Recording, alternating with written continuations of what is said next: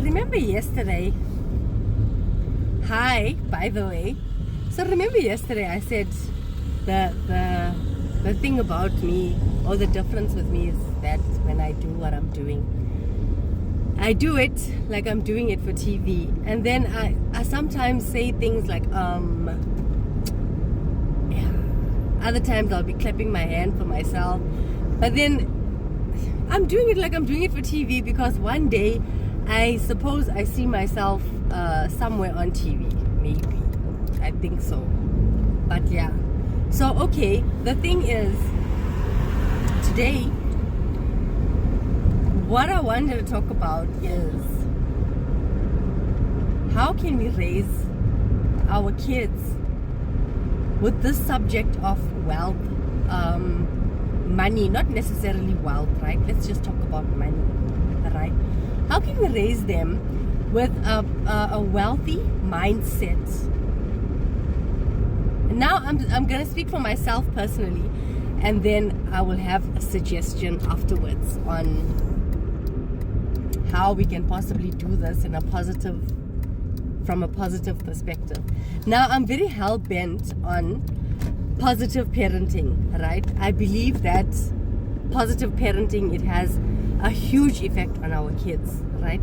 So not only that, it's just being positive on a whole, because then you'll realize that you don't simply lose your cool when you're disciplining your kids. You don't actually simply lose your cool even when you're just not cool like that. You won't lose your cool. You'll just always be positive, right? Ask me. I know about this that I'm talking about, because now I don't even try to be positive. I am just positive. Just like that. Okay. So, alright. That was a first point. Now, another point is that if you realize the way that you speak to your kids, especially when you're talking about when your kids are being wasteful and stuff, right? You'll notice like maybe they sometimes leave the tap open when they're busy, maybe taking water, about to drink, even when they're doing the dishes. Then now and then they leave the tap open, right? Now ask yourself,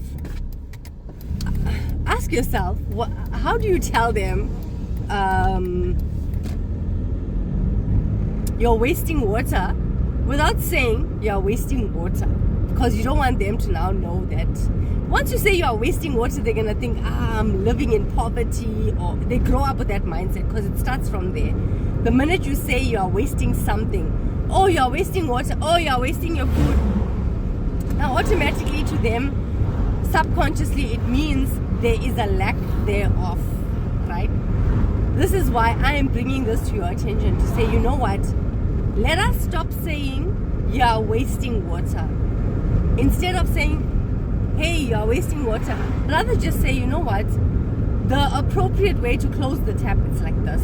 Then you show them how to do it appropriately, and then you have something like a show and tell every now and then when you see that if it's not one child, it's another child. Because I got 4 kids in the house, and myself and my helpers in the house. So now and again, the helper, sometimes she leaves the tap open. I sometimes leave the tap open, not leave it open on an intention that I left the tap open. No, but it happens now and again. You're in a hurry, you're on the phone, you've got the glass in your hand, and you're walking away, and then you take water, and then you leave the tap. Drops are dropping out of the tap, right? What do you call that? An accident. It's not wasting water, but you won't like somebody to tell you that you're wasting water. So let's just refrain from saying you're wasting water. Let's say, you know what, come children, let me show you how to appropriately close the tap. Because even your mom, I say this to my own kids, I say even your mom now and again, she leaves the tap open.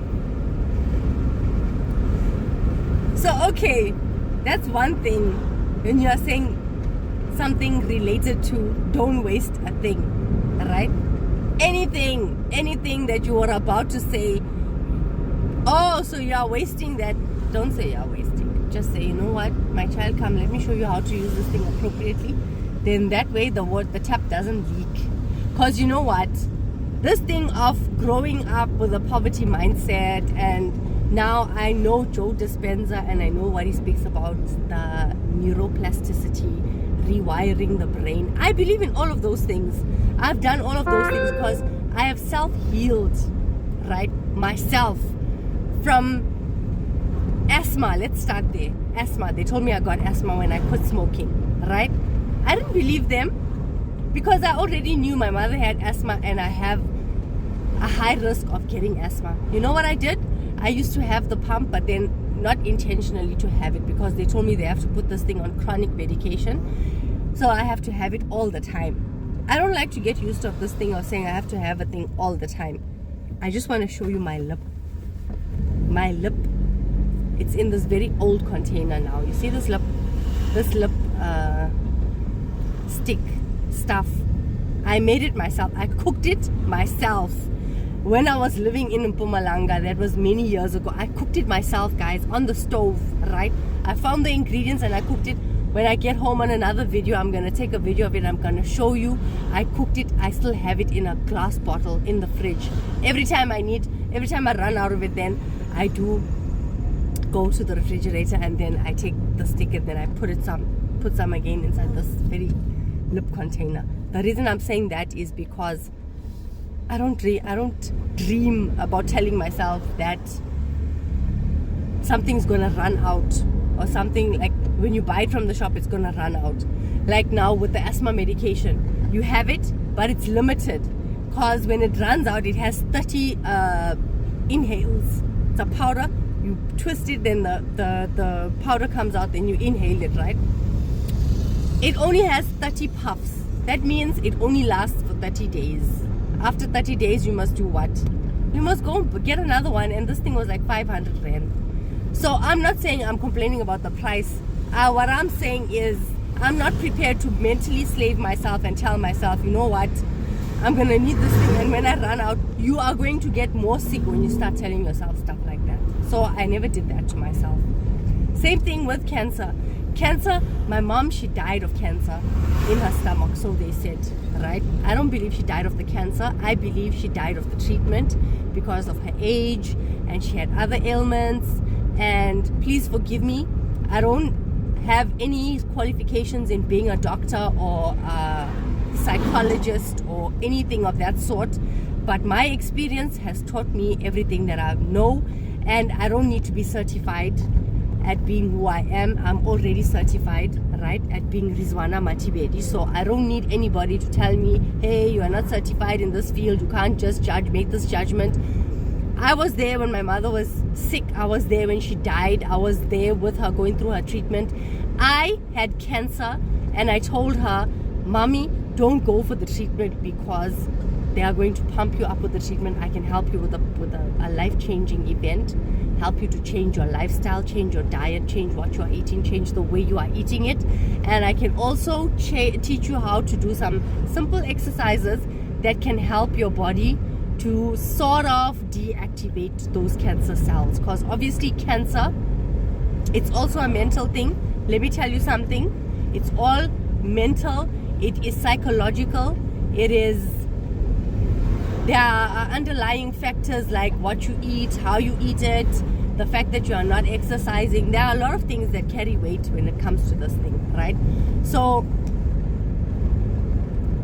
the bottom line is that the way that we do things, we mentally enslave ourselves. So let's not go that route, right? Let's go positive induction. Let's do positive induction on all aspects of life. Because if you do it positively, you can't go wrong. I don't believe you can go wrong. I believe that even if you, for myself, every single time I used to feel pain after my C-section, I used to try my best to laugh, right? Laughing used to be my thing. It's still my thing. Whenever I fall down, I get hurt very badly, I just laugh. If I cut myself, I laugh. If I get hurt anywhere on my body, I laugh because it's very funny to me. Because I've already been to a sidewalk of hell and back. So it's different for me. I know what to expect and what not to expect.